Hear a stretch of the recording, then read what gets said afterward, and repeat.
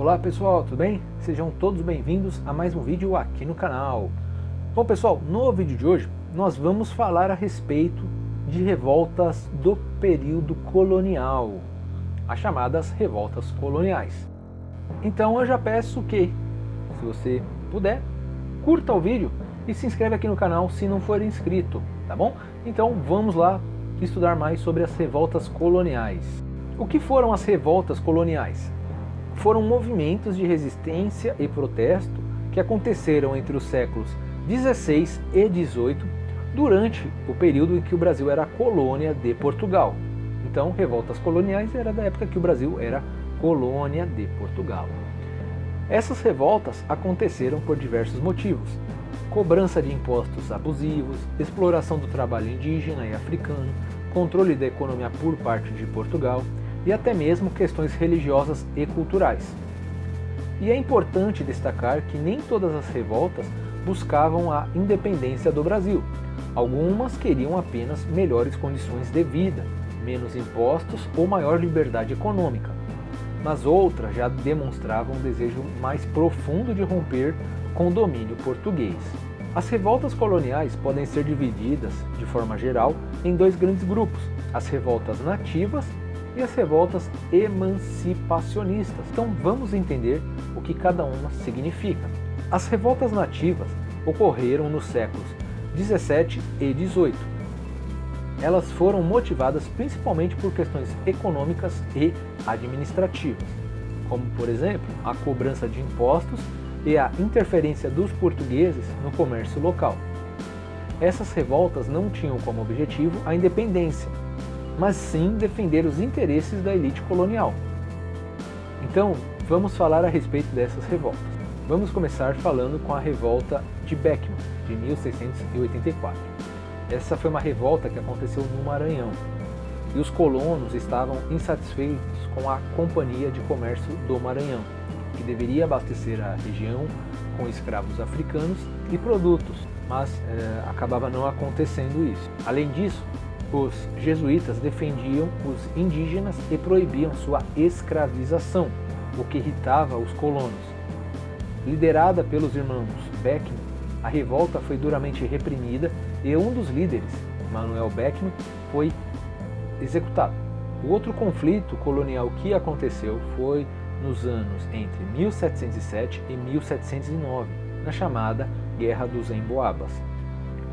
O motivo dessa guerra foi por conta da descoberta de minas de ouro na região de Minas Gerais. De um lado estavam os paulistas, que descobriram essas minas de ouro, e do outro lado estavam os emboabas, que eram os forasteiros vindos de outras regiões, especialmente de Portugal.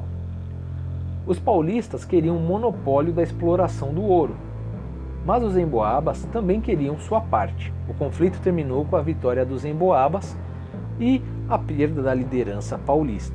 Já no ano seguinte, eclodiu a Guerra dos Mascates.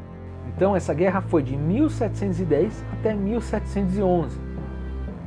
E foi um conflito entre senhores de engenho de Olinda e os comerciantes de Recife, chamados de mascates. Olinda era o centro político, enquanto Recife crescia economicamente. Quando Recife foi elevado à categoria de vila, os olindenses se revoltaram, mas a coroa portuguesa reprimiu o movimento. Esse conflito mostra bem a disputa entre grupos coloniais por poder e autonomia. E agora, pessoal, vamos falar sobre as revoltas emancipacionistas. Elas surgiram no final do século XVIII, inspiradas pelas ideias do Iluminismo, pela Revolução Francesa e pela independência dos Estados Unidos. Esses movimentos já buscavam a libertação do domínio português e a construção de uma nova ordem política. Então, se as revoltas nativistas tinham um caráter mais econômico, as revoltas emancipacionistas já desejavam algo mais político. A primeira delas foi a Inconfidência Mineira em 1789. Ela aconteceu em Minas Gerais e foi liderada por membros da elite, como Joaquim José da Silva Xavier, o famoso Tiradentes.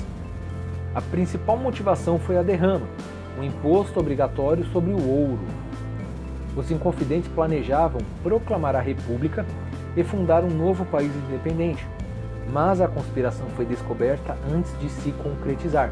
Tiradentes foi enforcado e teve o seu corpo dividido. Tomar cuidado aqui com as palavras por conta do YouTube, né? Tornando-se mártir da independência. Em 1798 aconteceu a Conjuração Baiana, também chamada de Revolta dos Alfaiates. Essa foi uma revolta muito mais popular que a Inconfidência Mineira. Contou com a participação de escravizados, soldados, alfaiates, artesãos e trabalhadores pobres.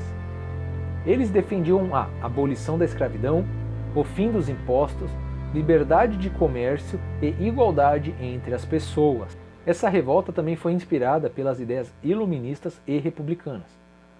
Apesar da repressão, mostrou que os ideais de liberdade estavam se espalhando para além das elites.